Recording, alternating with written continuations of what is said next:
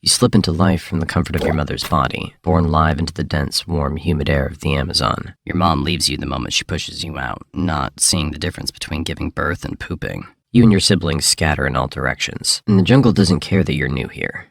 He was a great sibling anyway. At the moment, you're only a couple of feet long, and honestly, kinda cute.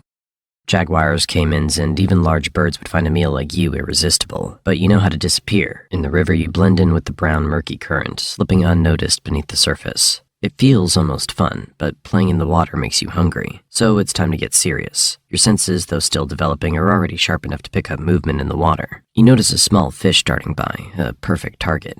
You freeze, letting the current carry you, getting closer and closer. Your jaws clamp down with shocking speed, and your first kill is yours. It's a tiny victory, but a victory nonetheless, the first of many. You want to grow fast. Out here, survival is all about getting big, strong, and sneaky. Speaking of sneaky, have you noticed your skin yet?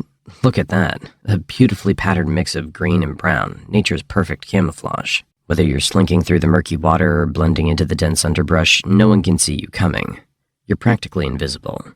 That's your first real advantage in this wild place. It's not much now, but it'll come in handy once you're ready to hunt something a little more challenging. For now, though, you stick to the basics. You spend your days slithering through the rivers and swamps, mostly keeping to the water where you feel safe. Your eyes and nostrils stay just above the surface as you gently slide through, waiting for an unsuspecting snack to wander a little too close. As you rest just below the surface, you spot a tasty target, a small rodent, foolish enough to venture right up to the water's edge. You wait, patiently, and then you strike with lightning speed, wrapping your coils around it, squeezing tight until it's over. Dinner served. Not bad. You've entered the juvenile phase of your life and things are starting to get interesting. You're bigger now, faster and stronger. And your prey? Well, you've moved up in the world. Small frogs and fish just don't cut it anymore. Now you've got your eyes on something more substantial, like capybaras. Yeah, the world's largest rodents on your menu now. Whew, that was close. But don't get cocky just yet. You're still not the biggest predator out here. There are jaguars, caimans, and other anacondas that would love to make a meal out of you if they get the chance. You gotta stay sharp and use your camouflage to your advantage. Oh wait, it's a caiman basking on the riverbank. It's not huge, probably a juvenile like you, but it's still a risky move. You think about it for a moment, weighing your options. Should you go for it? Could be your first big test as a hunter. Why not? You slink into the water, sliding gently toward the caiman with the grace of a shadow. Your muscles coil, ready to strike, and it wasn't as tough as I thought. That's your first taste of success as a true predator, but let's not get ahead of ourselves. Not every day's a win. There are days when your prey outsmarts you, like that one time you tried to take down a capybara but ended up being dragged halfway across the river before it managed to escape. Yeah, that wasn't your finest moment, but don't worry, no one saw that. The good news is you're still growing, and with every meal you get a little bigger, a little stronger, and a little wiser. By the time you're fully into your juvenile phase, the jungle doesn't feel quite as intimidating anymore. Sure, there are still big predators out there, but you're climbing the food chain, and fast. As the months roll by, you become more and more comfortable in your environment. You've perfected the art of hiding in plain sight, waiting for hours, maybe days, or weeks. Finally. A group of capybaras grazing near the water's edge. You sink slowly beneath the surface, your eyes barely visible as you approach. You wait, your muscles tense, and then... What? Where did this jerk pop up from?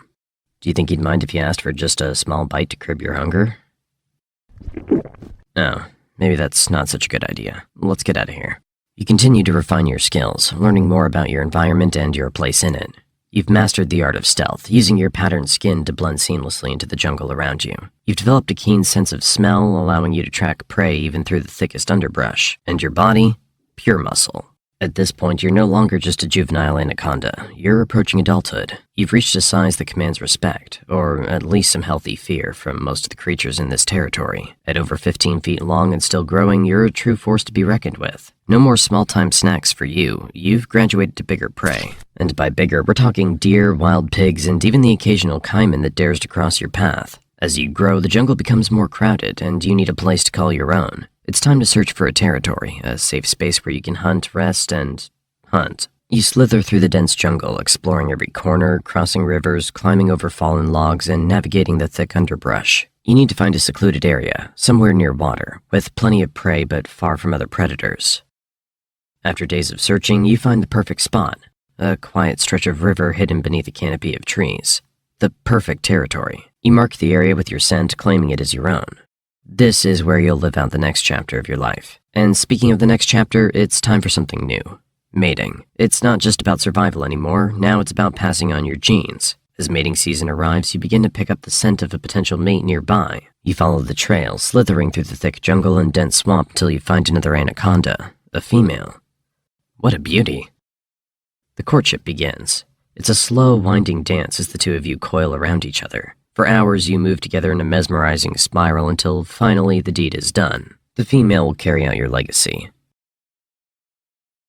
Several months later, as a female, you find a secluded area to give birth. You don't lay eggs like many other snakes. Instead, you give birth to live young. Between 20 to 40 baby anacondas will enter the world, much like you did years ago. But your job's done. You leave never to see the offspring, knowing that most of them won't survive their first year. Honestly, there's no real difference between giving birth and pooping for an anaconda. In both cases, you're just pushing something out and leaving it behind. Anyway, let's get back to some fun now. As you grow older and bigger, your body starts to feel the wear and tear of years spent hunting and surviving. You're still strong, there's no doubt about that, but you're not as fast as you once were. The youthful energy that once fueled your every hunt is starting to fade, and you find yourself needing to be a little more strategic with your moves. As you lie submerged in the cool waters of a river, you sense something moving nearby. It's a capybara, casually grazing at the water's edge. Normally, you wouldn't bother with something as small as a capybara anymore, but today you're feeling a little nostalgic.